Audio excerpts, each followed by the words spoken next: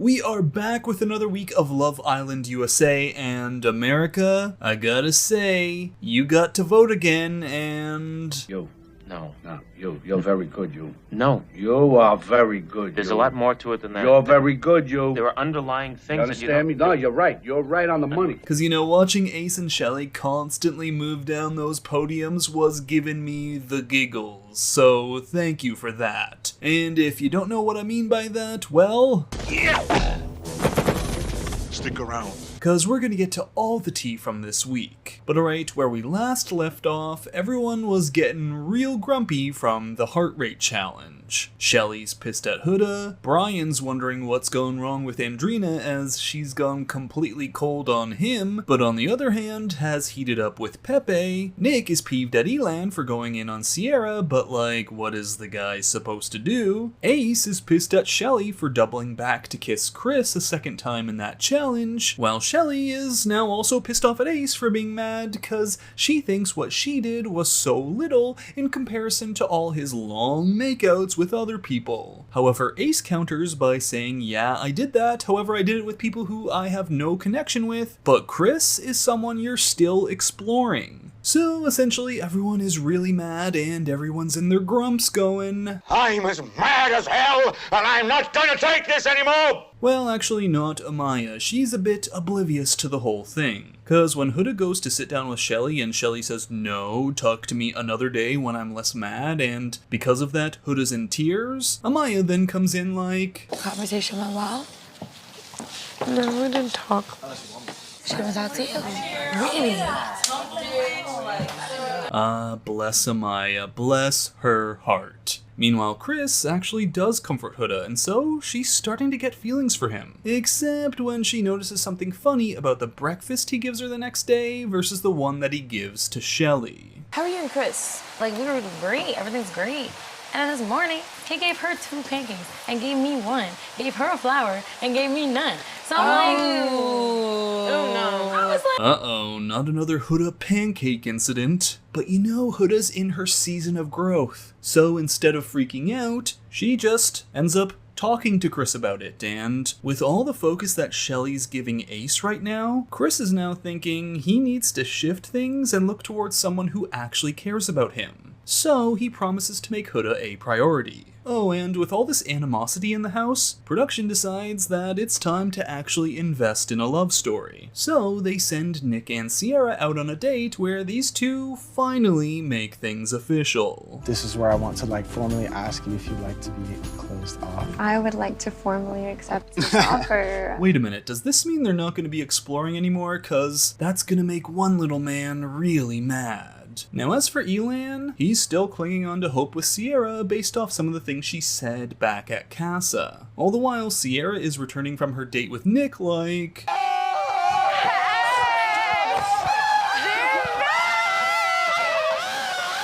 What happened? Okay. Meanwhile, Elan's still going... So you're telling me there's a chance? And when Sierra sits down with all the girls and Nick sits down with all the boys and starts talking like this... Uh-oh, did you?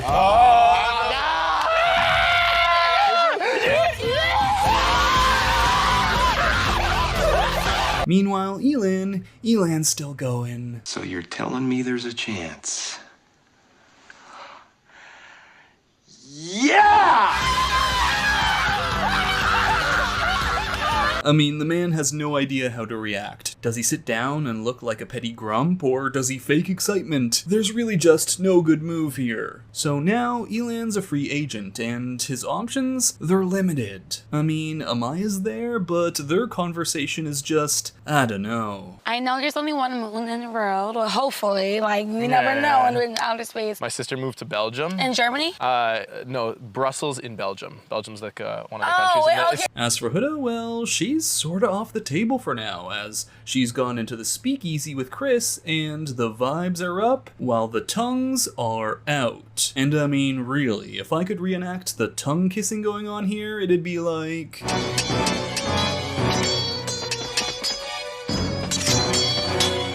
And Andrina, she's still pining for Pepe, who promptly friend zones her, so I bet she's pretty glad she pumped the brakes on Brian, cause now she's got nothing. But don't worry, Andrina, Pepe's also not feeling the spark with Grayson anymore. I haven't been feeling that spark with Grayson.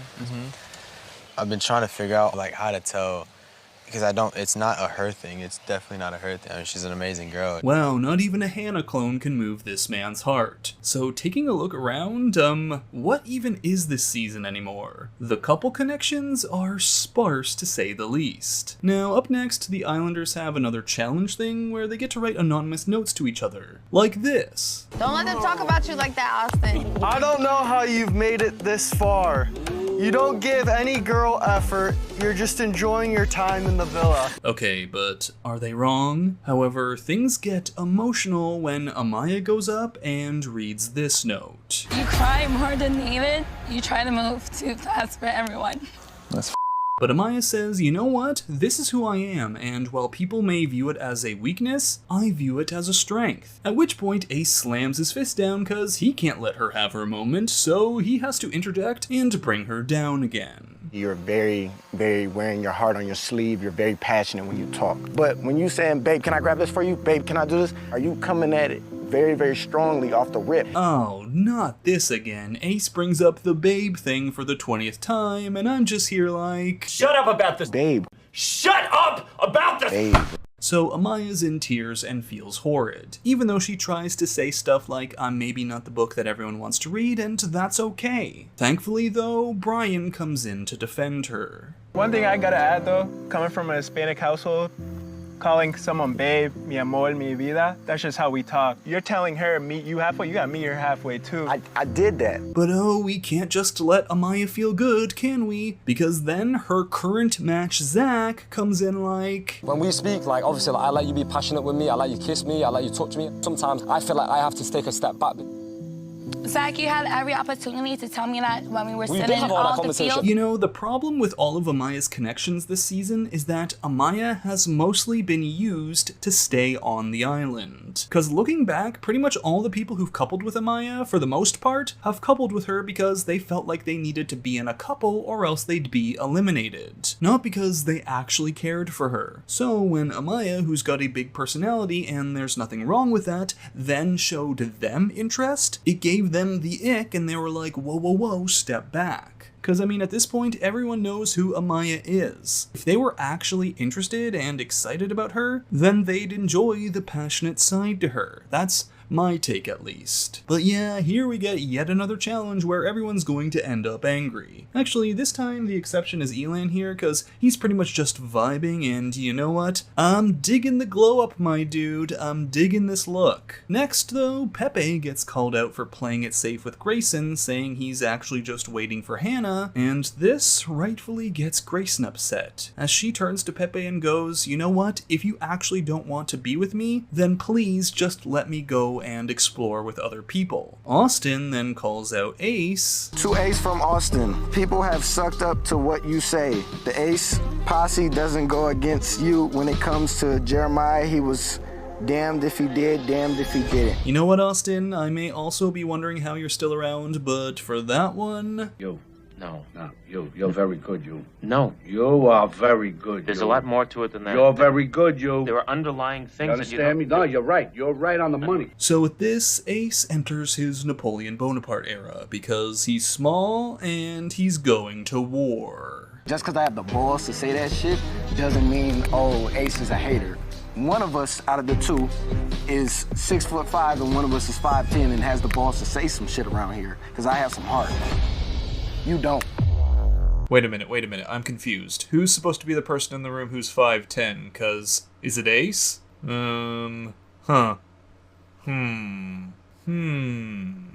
Thankfully though, after the show, Austin does clear this up for us online. And by the way, there's nothing wrong with being short. Height, you can't control. Being an ass, you can control, but height, you can't. So yeah, pretty much everyone gets called out for different things at some point. When it's Huda's turn, she gets reamed for claiming to be a girl's girl, but then kissing Chris, someone who Shelly was pursuing, which is kinda wild considering Shelly's done nothing to show interest in Chris these last few days. Which Huda Huda also thinks is BS. Shelly and Ace kiss the people all the time, but they're still pursuing connections. I can kiss people that I like what the f? And continuing with the Shelly comments, Chris gets called out for this. To Chris from Shelly, the switch up is insane. If you just wanted to come to the villa, you could have said that. Okay, why is Shelly so pressed that a man is exploring something new and doesn't want to sit back and be second place to Ace? Like, really, is her and Ace's whole thing being mad at people who aren't exploring enough? Or is she just mad that the person Chris picked was Huda? Like, what are you, the exploring police? Cause they seem to set the rules on who gets to explore and how. But oh, when it comes to them, well, it's rules for thee, but not for me. And they have no clue about this because they all feel empowered as they're a group together and so they're the majority. But don't worry, they're gonna hear real soon how people outside the show really feel about them. Alright though, to finish off, we then get Taylor up there, and he is called out by Alandria. To Taylor from Alandria, stand on business and stop acting like a little bitch, with a smiley face. Which, by the way, is primarily about him saying how he wanted to kiss Alandria in the heart rate challenge, but he didn't out of respect for Clark. If I was moving like Taylor, Taylor won't be here. When Jalen was here, I reassured this man every motherfucking day he didn't do shit for me.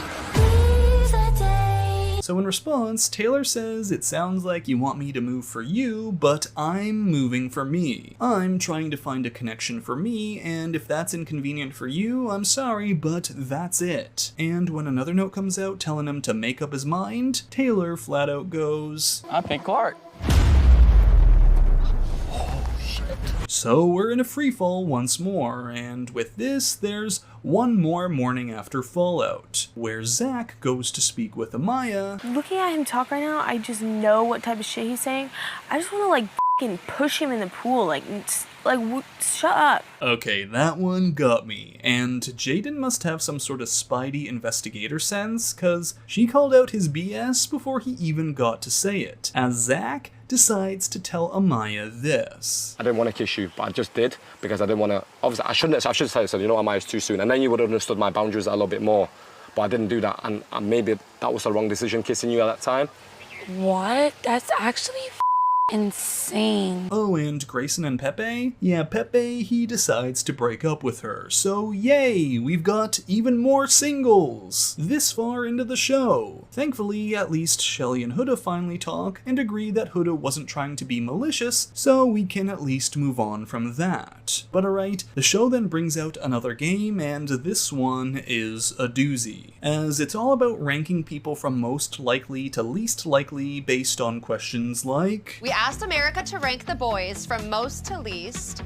Genuine. And what the Islanders are trying to do here is match their answers with America, as all of these questions were voted on by viewers, where the person voted most likely gets confetti, and the person voted least likely gets some Nickelodeon slimed, or at least I hope that's slime. And hold up. Is that Nick? What in the Elan copycat from earlier are you doing, my guy? The full copy-paste? Oh, this one's giving. And you got a goatee. I did.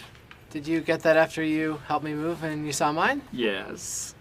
Goatee! But alright, the best part of this game is watching as they continuously put Ace or Shelly up in the top rankings for most genuine or best boyfriend material or most trustworthy, and then America's votes are revealed and these two have to constantly move down. While Amaya, who everyone was hating on earlier, well, this girl's getting her flowers as she's put first for pretty much everything. Like best couple, yup, Amaya and her +1. Well, Ace and Shelly. 6th is Jaden and Austin. I see you guys around. 7th is Andrina and Brian. Hey, yo, bounce out of there, man. So I gotta say, once again, voters. You're good. Nah, you're good. Oh, and also Taylor and Clark, they're pretty much always put last as well, with the exception of the final vote. As for that, America voted on who their favorite Islanders were, and the 3 guys and the 3 gals that are on the bottom are up for dumping. So, in no particular order, it's Jaden, Grayson, and Andrina for the women, and TJ, Taylor, and Austin for the men. But your fellow Islanders can save just one of you. What? Oh my God. But of course, Ace's clique all gets together and saves Taylor, meaning everyone else on that list, they're gone. Iris is in tears seeing TJ go, and Andrina is probably wishing she'd been a little less cold to Brian as he went to vote for Jaden. But yeah, the next day, this leaves people like Ace and Shelley wondering what on earth America could have possibly been thinking not voting them to be prom king and queen. All the while, a whole bunch of the single guys are now seeing Iris all alone and are going, We then get another messy kissy challenge where Zach, after seeing Amaya get voted so high by America, well, he's suddenly going, you know what? I actually do like you. Elon and Pepe go in for kisses with Iris, but Iris really only vibes with one of those two. There's so much pie in my mouth. I prefer my kiss with Pepe over Elan. 100%. And now everyone decides to start burying the hatchet, as, you know, if there's another America vote, they want to be in their good graces. Cause Chris and Shelley are now good, Zach apologizes to Amaya, and as for Brian, well, ever since he defended Amaya, these two have been getting a lot closer. Thank you. What they said is what they said, and For the sure. cons they said is pros to me, so. You know, he is flirtatious, I'm flirtatious, and then boom. It just blossomed into something beautiful. But just when you think we might actually have more than 1 or 2 solid couples this season, this suddenly gets announced. Welcome back to Love Island USA. Sierra has left the villa due to a personal situation. And just in time for another recoupling ceremony where the women are set to pick a man to couple up with. So now Nick has to sit down with Alandria for a rerun that makes absolutely no sense to me. Nalandria has a nice ring to it. Nalandria is insane. Yeah. We can work on that. We can work on that. And okay, I get it, they're friends and stuff, they kissed before, he's attracted to her, but like, why? This is obviously just a placeholder coupling. Why not make Nick immune this time in the hopes that Sierra returns? And why did Sierra even go away? Was it... Oh. Okay, never mind. Also, kinda wild that we're 2 for 2 on those this season. So we go into another recoupling ceremony where Shelley chooses Ace, Clark chooses Taylor, Huda chooses Chris, Iris chooses Pepe, sorry Elan, and then it's Alandria's turn. Nick. Congratulations, Nick. Again, to me, weird. A little excited for maybe another kiss like this, but weird. And so at this point, I'm just kind of left wondering who's the couple I'm rooting for at this point? Chris and Huda? Ariana and the narrator? Who? And well, last up, it's Amaya's turn, where her pick is, thankfully, Brian.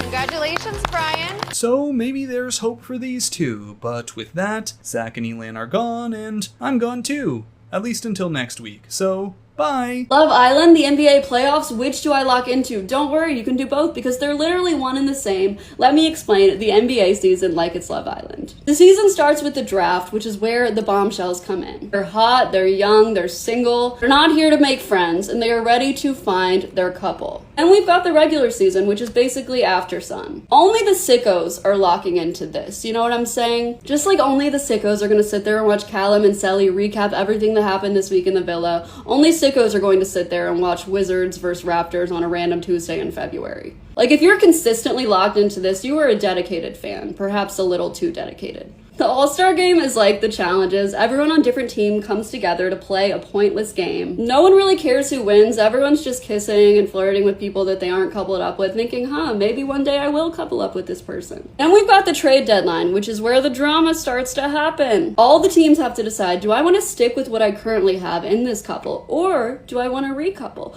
Only whoever they choose is what they have to stick with for the rest of the season. The playoffs are determining who wins the $100,000 cash prize. This is what we're all here for. Only the best teams are left, no more bombshells coming in, everyone's very locked in, established, and it's time to see who's the best. But when the NBA season's over, the drama does not end. No. We've got free agency. Free agency is Casa Amor. These players whose contracts are expired get to go around flirt with as many people as they want. They do not have their partner breathing down their neck. They get to explore connections with other teams and then at the end of the day decide if they want to stay coupled up or if they want to go to a different team and recouple. I'm telling you guys, at the end of the day, the NBA is just a reality TV show involving men who are very good at basketball, and that's what I aim to prove. As a girl who loves both Love Island and the NBA, I'm going to be comparing Love Island Islanders to NBA players. Okay, first off, we have Ace and Pat Bev. They're both small, very mighty, not afraid to get into drama or stir the pot, and both of them sort of think they're LeBron or the main character when they're not really. Okay, next up is Amaya and Jared McCain. Okay, so first off, they're both fan favorites, and they also both have a very happy, positive demeanor. When Jared TikToks or paints his nails or when Amaya cries, people claim that that's their weakness when it's really both of their strengths. Now we have Huda and Draymond Green. They both have a lot of heart. People always claim that they're playing the game the wrong way, but then they come out on top. They're very controversial. And low-key, the way Huda was with Jeremiah is the way Draymond is with his teammates. Like, he's never gonna let anyone mess with them. And neither of them are afraid to fight. Okay, lastly, we have Pepe and Klay Thompson, which I feel like people aren't gonna get, so please hear me out because I really thought through this one. When Klay was with the Warriors or when Pepe was with Hannah, they were at their happiest. But things happened that made them leave their, team or couple. Now, on the Mavericks or with Grayson, they act like they're happy, but in reality, they're always thinking of the old team or couple. See what I'm doing there? I really see it. Okay, let me know what you guys think and which Islanders and NBA players I should compare next. After years and years of watching and waiting, what I thought was impossible has come true. The Charlotte Hornets have had a good offseason. It starts by taking Con Knipple at number 4, and originally I was not a fan of this idea, but the more you look at it, the more it makes sense. We're going to talk about that later, though. You also have the Mark Williams trade, which I was alright with. It's probably been my least favorite part of the offseason so far, but I think we went 2 for 2 in the second round. I think we had a great pick with Liam McNeely, which we got from the Mark Williams trade, and then now we go out and get Colin Sexton and a second round pick for a guy that wasn't going to be on the team after this year. Jeff Patterson might be cooking. And when you're talking about this offseason, Con Knipple's the first thing that comes to mind for the Hornets because obviously he was the number 4 overall pick. And usually I say you can never draft fit over talent in the top 5. There were guys like Trey Johnson and Ace Bailey available who will both probably be NBA superstars, and we ended up with Con Knipple. But when you look at this roster, Trey Johnson or Ace Bailey would not be able to develop on this roster because you got LaMelo Ball, Brandon Miller, Miles Bridges all already taking a ton of shots. They need a guy like Con Knipple, who is 6'6" with a 6'6" wingspan, but is an absolute connector on both ends of the ball. What do I mean by that? He's a guy that can shoot the 3 ball, he can drive inside, he can set others up, and he can impact the game without touching the ball. 14.4 points a game, 4 rebounds, 2.7 assists, and a steal last year at Duke. 48% shooting from the field, 40% from 3. He was on the best team in the country, even though they didn't win the national championship, and he played alongside the number 1 overall pick, Cooper Flagg, and still had a phenomenal impact on every single game. He is a lights out shooter, like right here, flying off this pin down from Kamal Malawach. He's just going to set it simply. He gets that inside foot down and uses the rest of his body to take his momentum towards the ball and get this 3 ball to fall. That's a really tough shot, and that's something he can do at the NBA level. Then the little flare screen here, Malawach completely takes Elliot Cadeau out of this play, and Con Knipple catches and knocks it down. You will see Con running a lot of flares and a lot of pin downs in the NBA because he can go score. He's 215 pounds, so if he has a smaller guard on him, he can use his body to keep that guard or the big because, I mean, he's strong enough to keep bigs off of him as well. Use his body to get to the rim, and he's crafty enough to be able to score over bigger guys. Now, his pick and roll playmaking is also pretty solid. They run a little Spanish action here, and Kamal Malawach gets the easy lob, and then this time against the zone, he finds Malawach up top as well.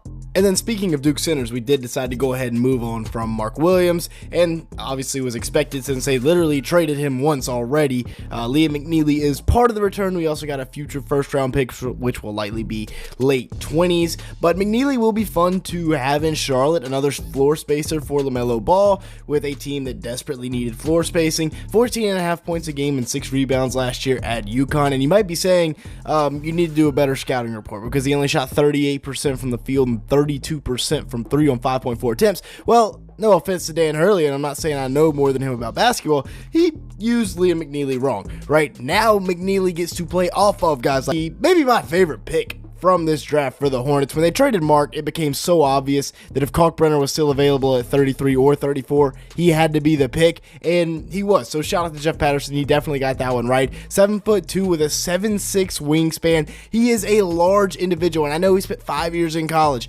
I'm not worried about it. He's going to come in and immediately be gifted with an opportunity to make an impact. 19.2 points a game, 8.7 rebounds, 1.5 assists, and 2.7 blocks last year at Creighton. Shot 65% from the field, and even shot 34% from three on almost 2 attempts a game.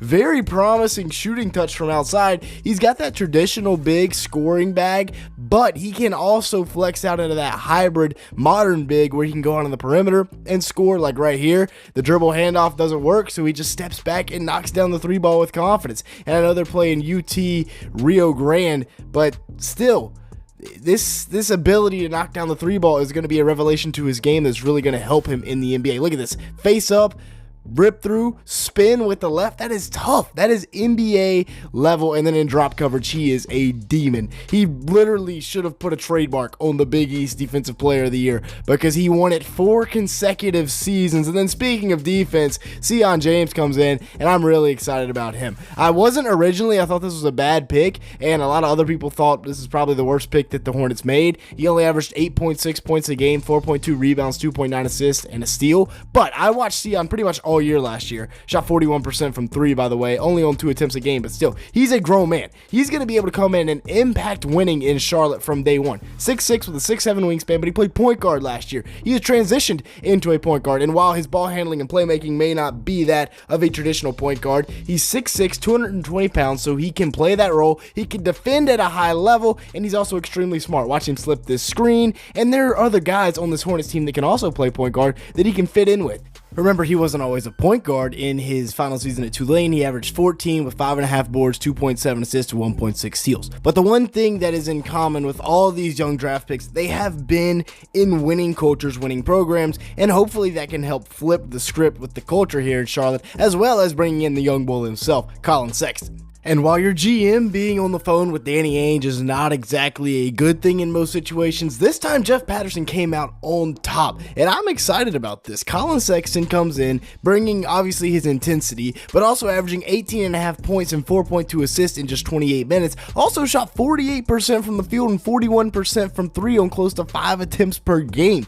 His shooting stroke has really improved, and though he's only 6'2" with a 6'7" wingspan, he's going to be coming off the bench more than likely behind LaMelo. I don't know what this means for Tre Mann, and probably by the time you're watching this video, Tre Mann has already decided where he's going to go because I'm posting this literally as free agency opens. But Colin Sexton, I wouldn't mind having him here long term. Per 36, he averages 23.7 points a game, 5.4 assists, and 3.5 rebounds, and bringing that in off the bench from LaMelo Ball, a guy that is probably rather drive downhill compared to LaMelo, who would rather chuck 12 threes a game. It's a nice change of pace. And like I said, shout out to Jeff.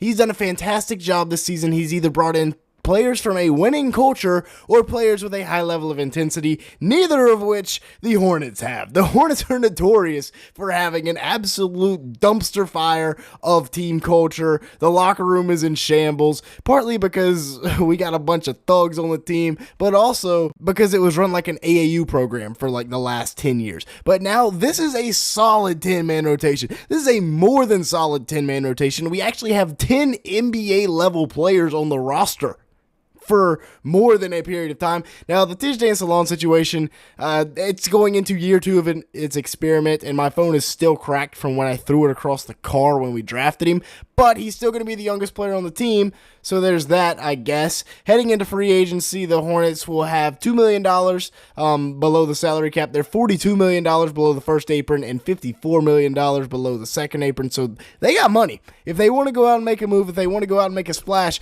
the money is on the table.